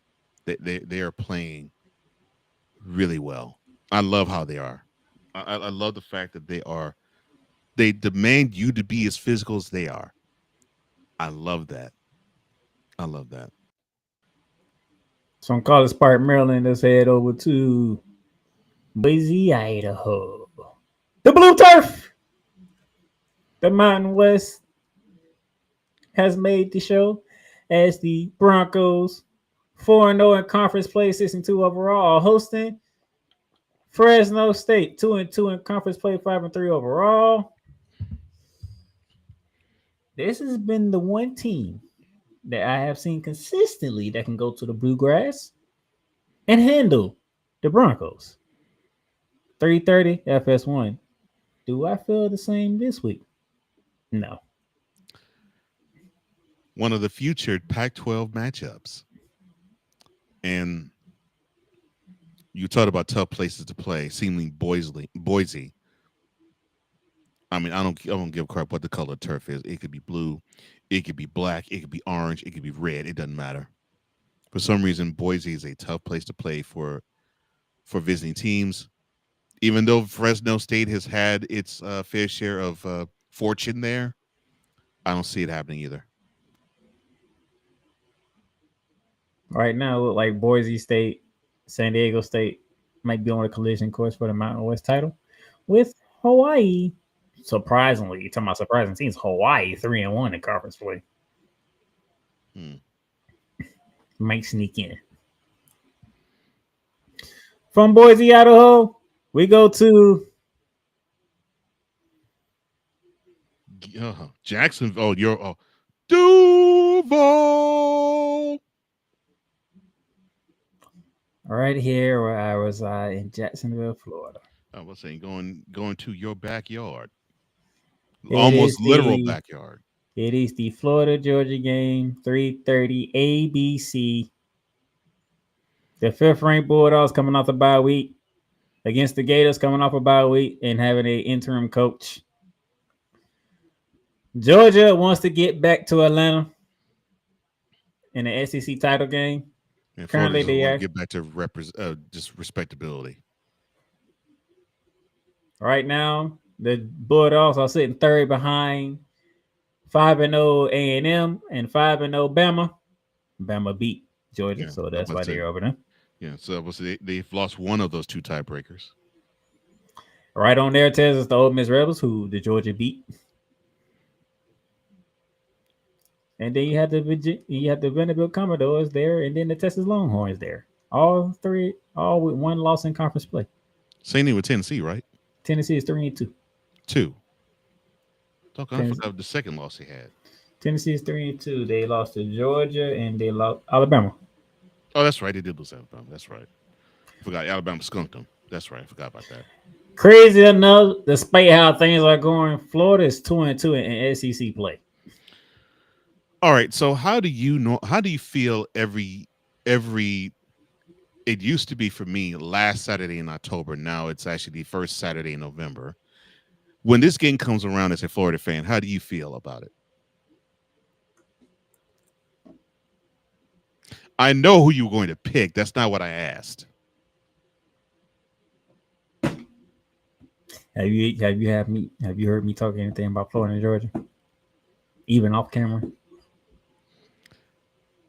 No. There's a reason. There's a reason for that. At least not this year. But I'm just saying in normal years. I mean, because what is normal? What's been normal lately is in Florida that can't stand a chance.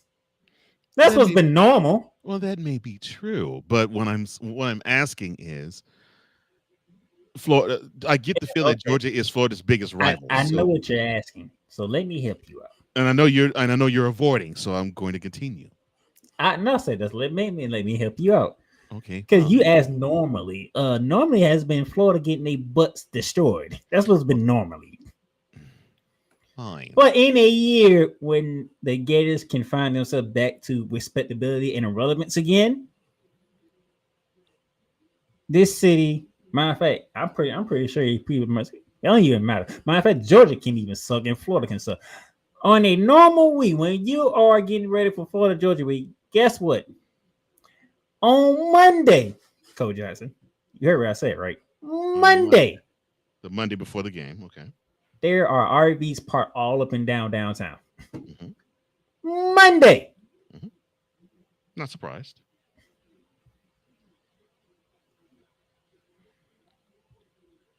And I didn't ask as a Jacksonvillian or a Duval native, as a Florida fan. How does it feel? Not how does it feel recently? Not I'm as saying how does it feel, but it's all I can go by.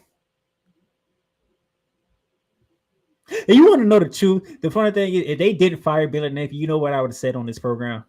What would you have said? Now I said, now watch Florida come out and play good football, and then at the end do something stupid to lose it.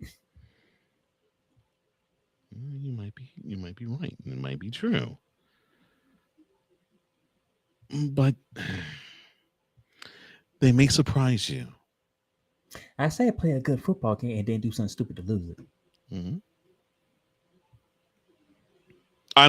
Yeah, at the end, I'm with you. I think Georgia will pull it out because they most certainly are the better team. But you know how these rivalry games go. Normally, you could say, well, yeah, the team that is not even ranked against the ranked team, the non-ranked team can mail it in. But normally you have this fight for this team that feels slighted and disrespected and dismissed.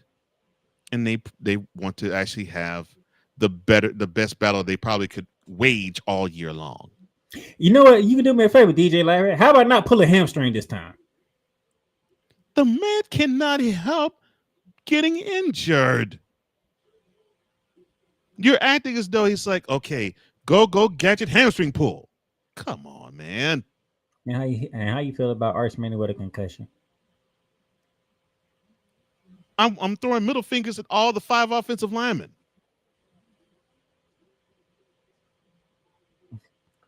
First play in overtime, right? Yes, first play in overtime. So that pretty much Arch Manning didn't even touch overtime. He should. I mean, the offensive line should have blocked better for him. That's what I would say. Oh, I'm sorry. Let me groove it down to where you want to say. Yeah, I would want Arch Manning's head to have been wrapped in bubble wrap. Burnt orange bubble wrap. Do they even allow that in college football? I know they allow that in the NFL. Do they even allow that in college football? Not that I know of. They might want to consider that. They might after this year. I mean, after you have of Heisman Trophy hopeful, which he ain't gonna win it. He ain't even gonna go to the downtown club.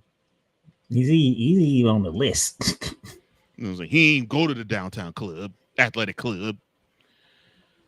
Having him, a high-profile college player, getting a concussion injury and being on concussion protocol, and having to shell out $18 million to someone who has CTE. Yeah, I think they will revisit it during the offseason. Gator fans did not put much stock in this game. Let's see what the interim coach can do in his debut. Let's see what the offense looked like now that Bitter Napier is not the one calling plays. Jackass. Why are you shooting slugs at him still? Actually, I did that for you because I know you waiting on one to come out. You wanted one to come out. So I went Happy Gilmore route for you. Thank you. I don't want a piece of you. I want the whole thing. Let's see how this game goes. And if we win, that'll make things a lot interesting in the coaching ranks. Even though I still believe that somehow, some way they're gonna do something to get Lane Kiffin. Why? Why are you wanting to pursue Lane Kiffin? Ask them that. You did not hear me one time say the coach that I want. Okay, playmaker. Who's the coach you want being on the sidelines at Gainesville? Just give me a competent coach. That's it. Something that knows how to do everything. When it came to Dan Mullen, he did everything right, but recruit. I mean, you had Ron Zook. Ron Zook.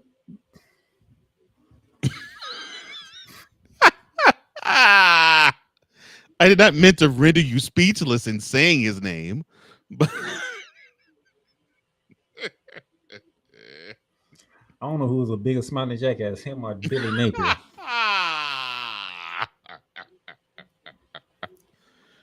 maybe that's a prerequisite for the job. No matter what happens, Jim smile. McAway. No matter what happens, smile on the sideline. I just don't know what happened to Jim McAway. You know, he did recruit, but for some reason, he probably forgot how to coach in critical moments. Mm-hmm. And then you have Billy Napier. All you had to do was give a play calling. Was that so hard to do? Well, he got the gate for it, so yes. Man, if you give a play calling, you still coach Florida. That's it. And it went for the damn defensive lineman. Your ass would have lost to Mississippi State in the swamp.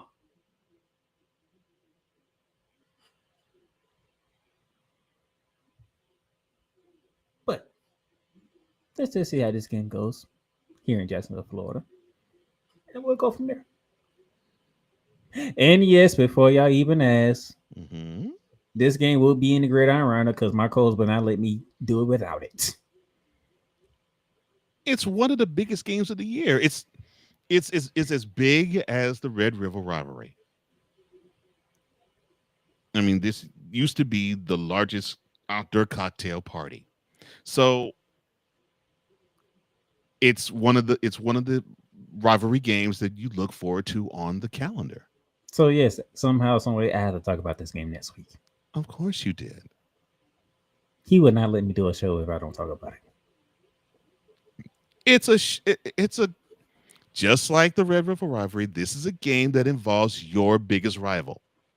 At least both of y'all was ranked. Actually, Texas was not ranked. Texas was not ranked, but you ended up ranked. After the game, you was ranked, then you was unranked, then you went back ranked. Yeah. I'm about to say we went to the swamp, got dismantled, got unranked from number 9, and then we were unranked and mollywopped Oklahoma to be ranked again. Yes. Well, they're double judging with rankings. Yeah. So yeah, you can see this on my Gridiron Roundup part. From Jacksonville, we go from the east coast to the west coast. California.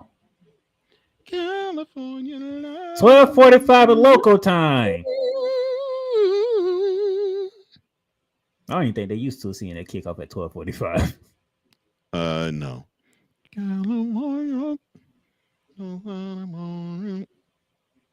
The 15th-ranked Cavaliers taking on the Golden Bears out in California.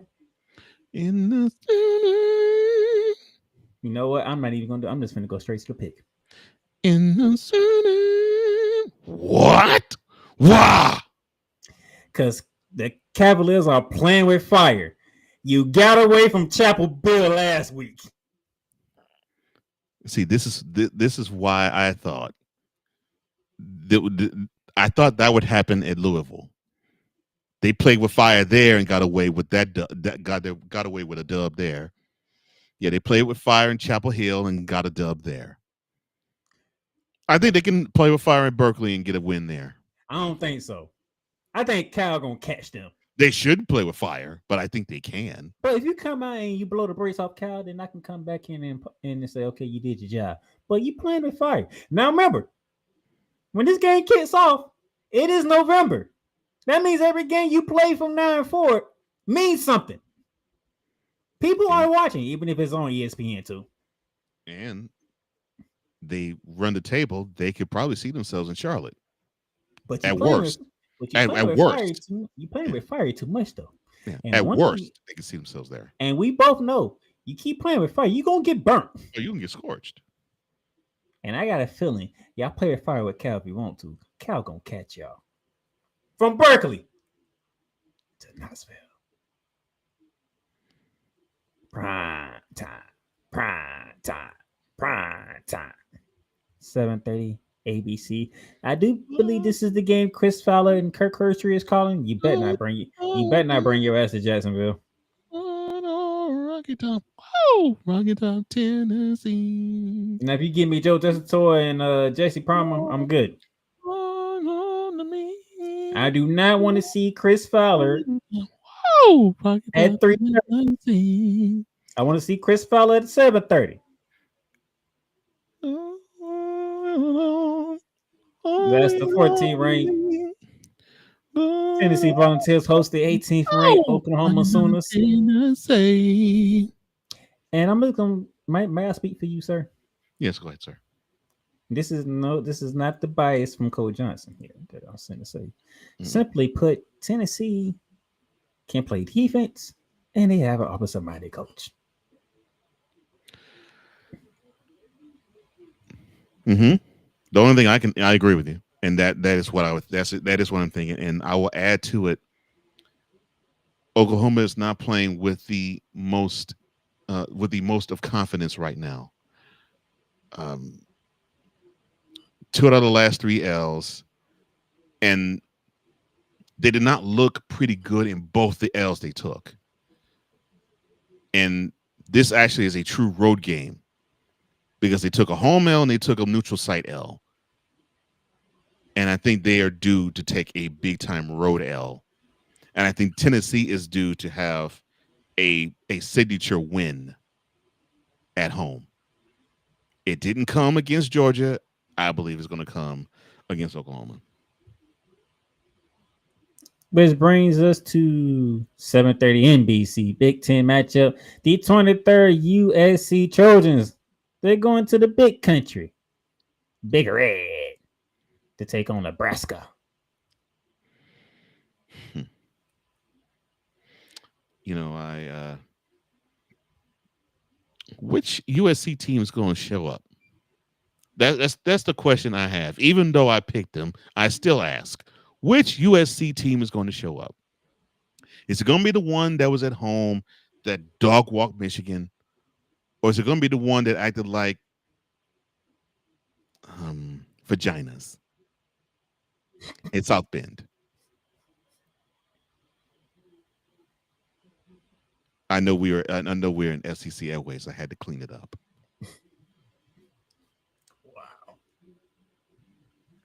Which Trojan team is going to show up?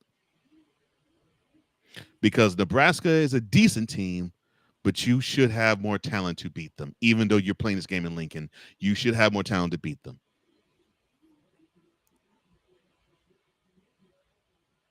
I'm running that. And yes, I'm challenging your man card, USC. College game day is going to be in Salt Lake City for this Big 12 matchup. The 24th-ranked Utes are hosting the 17th-ranked Bearcats of Cincinnati. 10:15 p.m. ESPN. Late night. Big game in the Big 12. That's close. That's what you get. So,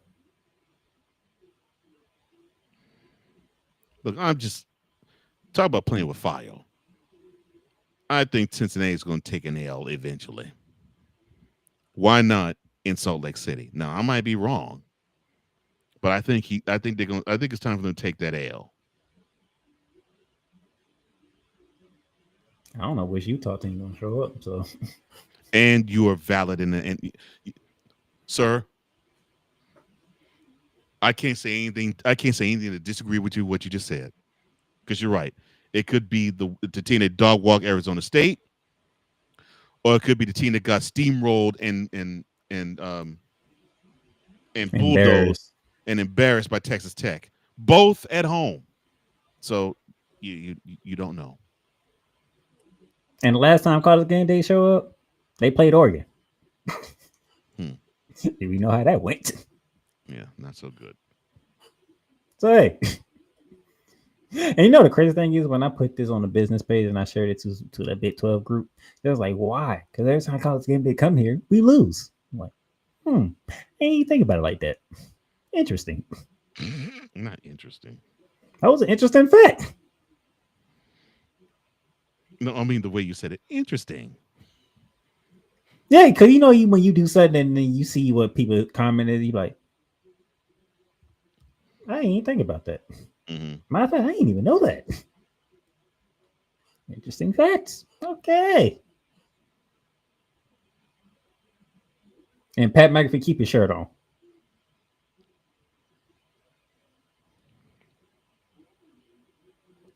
Screw Pat McAfee. What Pat McAfee did to you?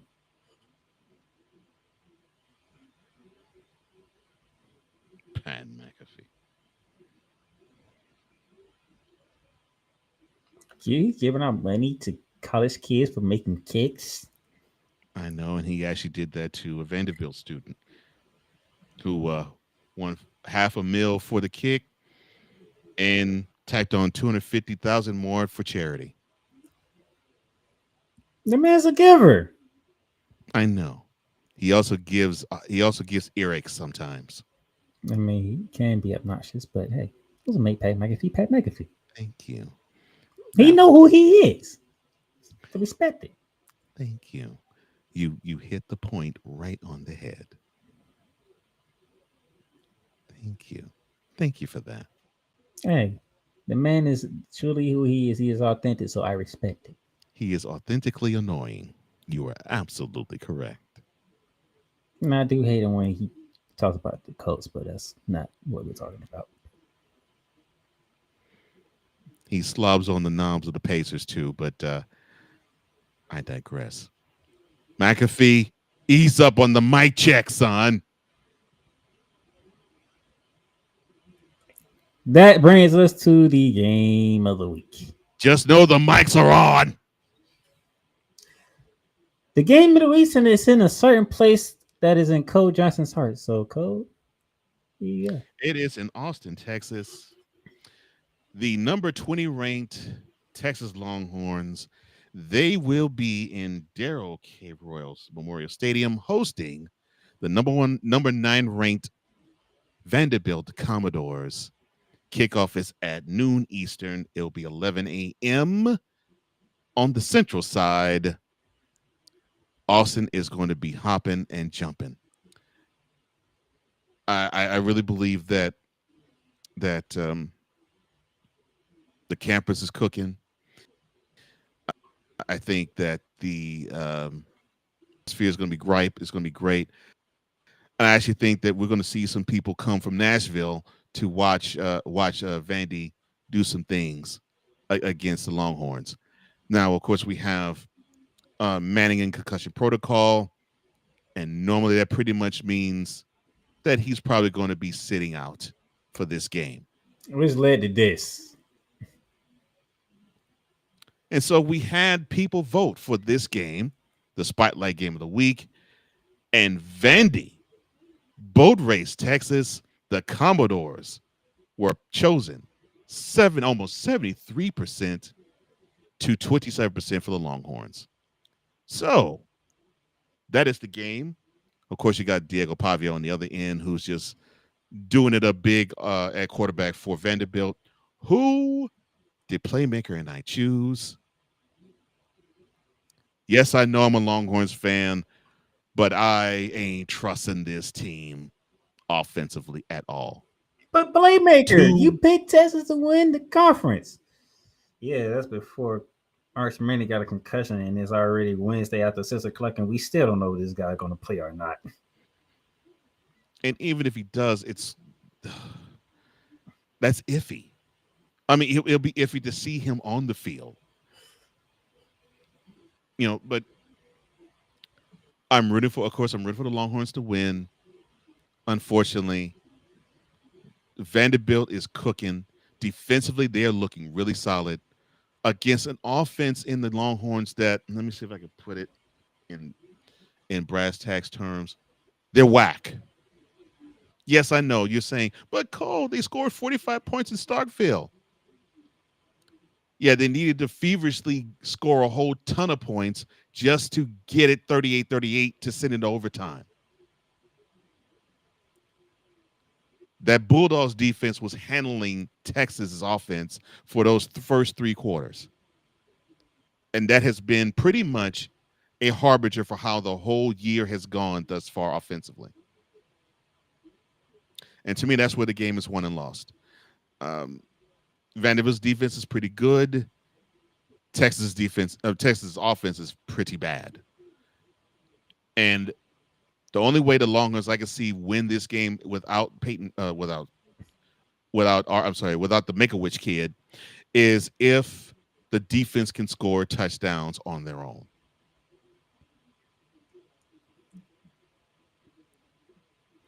In the arms of an angel. There's your picks. With me in the arms of an angel. Did you stop singing that?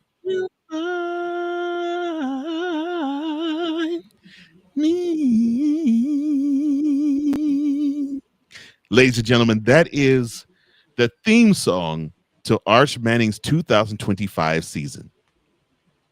Sarah McLachlan's Angel. So this week, you're asking what team is Coach Johnson working for? He's rooting for Virginia and Utah. Hard. Yes, I'm rooting for Virginia and Utah. And although I picked Vanderbilt, I am rooting for Texas. But let's be real, that Longhorns offense is horrible.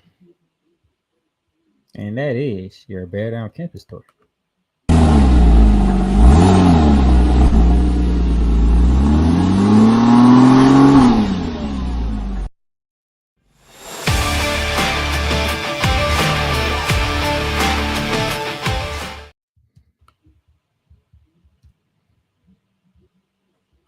All right, Mr. Johnson, final words as we get ready to turn the calendar to November. All right. This is now where college football gets real, gets serious, and gets good. I really am loving what we're seeing because we're seeing parity in different conferences. We're seeing parity in the Big 12. We're seeing parity in the SEC. We're seeing some parity, not quite as much, in the ACC. And we're seeing parity in the Big 12. I mean, the committee is going to have a hard time deciding which of the 12 teams are going to be the final ones to go for that silver and gold cylinder. I mean, this is where the rubber meets the road. The wheat gets separated from the chaff, where the men get separated from the boys. And unfortunately, with certain teams like LSU, like even Texas, like Oklahoma, it looks like now, they're going to be meeting up against a brick wall. And their ADs are going to be disappointed, as well as they should be, because they had designs for their program to be doing big things come January. But the only thing they'll be doing is they'll be going to the Canva Bowl. They'll be going to the Lens Crafters Bowl. They'll be going to the Dell Bowl. They'll be going to bowls that don't matter, where they get to actually say, "Oh, we get an 8-figure check for we get a 7-figure check for participating, and an 8-figure check if we win." Oh, we're so excited. But that is for mid-December and late December and January. For now, this is the last full month of the college football regular season, and this is when you have the wonderful games played in the cold, the chill, the wind, and the rain. This is when football gets good, and this is when the football action gets better. And I'm remiss. I'm so remiss that we don't have James Franklin. Because I really was hoping that we would get a chance to see him lose yet again to a top 10 program, and for the 12th time in his career, take it on the chin against Ohio State. But oh well, it wasn't meant to be. We have to settle for the fake Southern Baptist preacher. Get gone. Bye-bye, faker. You ruined LSU for the 2025 season. You did not have this team ready. That's what you get.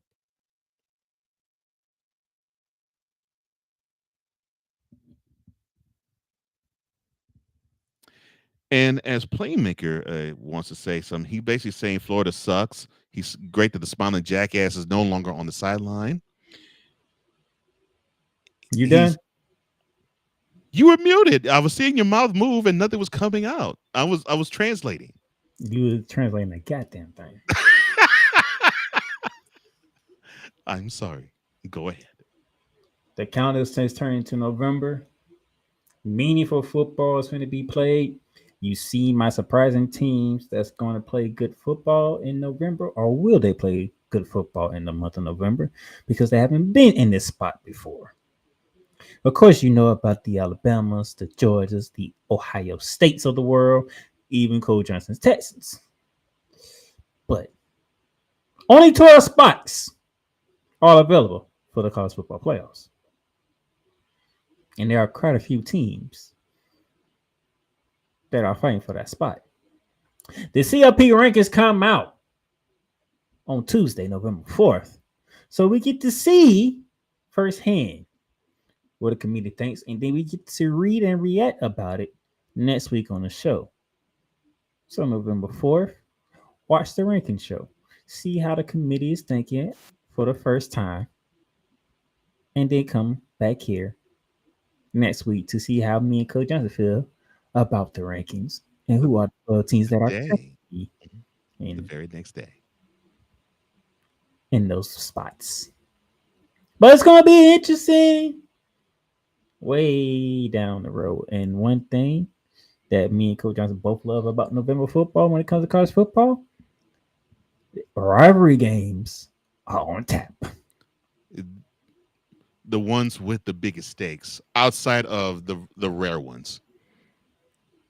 I mean, we could say Georgia, Florida, USC, Notre Dame when they play in South Bend, Oklahoma, Texas. That's pretty much the big rivalry games you normally have that would probably fit the November bill.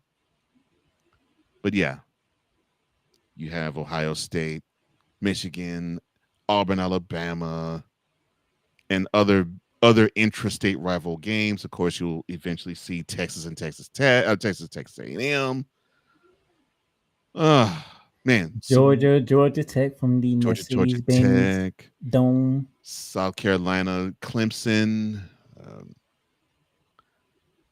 I mean, there's so many. No, I mean, it used to be a good game when both teams would be ranked. USC, UCLA, of course, Oregon, Washington.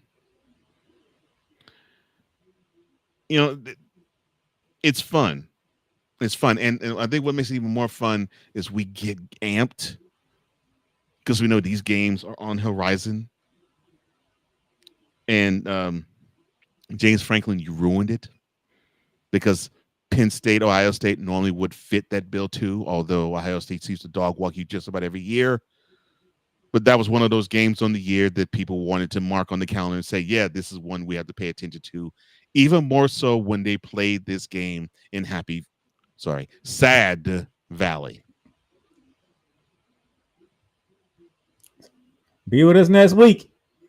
Recap week 10. Look forward to week 11. And our thoughts on where the committee stand at when it comes to the playoffs. Mm-hmm. It's only the first one, so we will try not to overreact to it. Yeah. But you never know. Mm-hmm. For Cole Johnson, Iron the Playmaker, Darnell Silence. Until next week, we bid you adieu. Bye-bye, Faker.